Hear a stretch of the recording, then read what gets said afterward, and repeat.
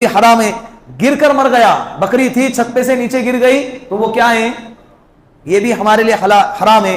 گلا گھوٹ کر جس کو مارا گیا یہ بھی ہمارے لیے حرام ہے، ایسے جانور ہمارے لیے حرام ہے۔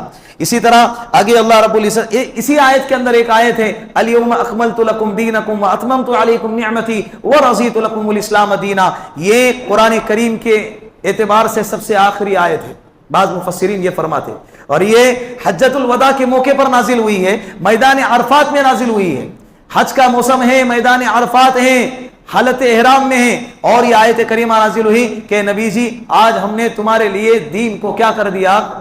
مکمل کر دیا۔ ایک یہودی نے حضرت عمر سے فرمایا اے عمر اگر یہ آیت ہمارے اندر نازل ہوتی تورات میں تو ہم اس دن کو، آیت جس دن نازل ہوئی اس دن کو عید کا دن مناتے۔ حضرت عمر نے فرمایا اللہ کا شکر ہے یہ آیت جس دن نازل ہوئی وہ ہمارے لیے کون سا دن تھا؟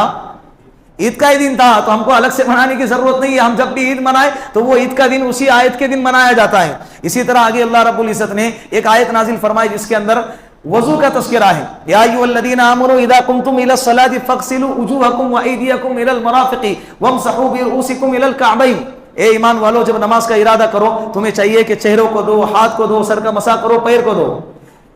یا لیکن اگر پانی نہیں ہے، بیوی سے ملاقات کر کے آ گئے، استنجا کر کے آ گئے اور پانی پر قادر نہیں ہے، نجاست صغیرہ نجاست کبیرہ، چھوٹی ناپاکی بڑی ناپاکی ہے، وضو واجب ہو گیا یا غسل واجب ہو گیا، دونوں میں سے کوئی بھی ہو، اور پانی نہیں ہے یا پانی تو ہے لیکن پانی کے استعمال پر قادر نہیں ہے، تو شریعت نے ہم کو کیا دیا؟ تیمم کرنے کا حکم دیا ہے۔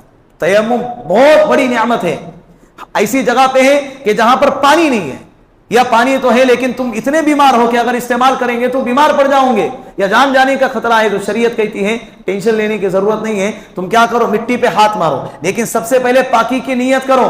کیا کرو؟ وضو کے لیے نیت شرط نہیں ہے لیکن تیمم کے لیے نیت شرط ہے، اس لیے کہ وضو اصل ہے اور تیمم اس کا نائب ہے، قائم مقام ہے، قائم مقام کو اصل کے درجے میں لانے کے لیے نیت ضروری ہوتی ہے، تو نیت کرنا ہے کہ پاکی اے اللہ میں اس تیمم کے ذریعے سے پاکی حاصل کرنا چاہتا ہوں، کرتا ہوں، پھر دونوں ہاتھوں کو مٹی پہ مارے اور ہاتھوں کو جھٹکے اور پورے چہرے پر ایک ہی مرتبہ پھیر دے، پھر دوسری مرتبہ مٹی پہ ہاتھ مارے، دونوں ہاتھوں کو جھٹکے، الٹے ہاتھ سے سیدھے ہاتھ پر پھیر دے، سیدھے ہاتھ سے الٹے ہاتھ پر پھیر دے، یہ دو ضربے یہ تیمم ہے، یہ دو ضربے کیا ہیں؟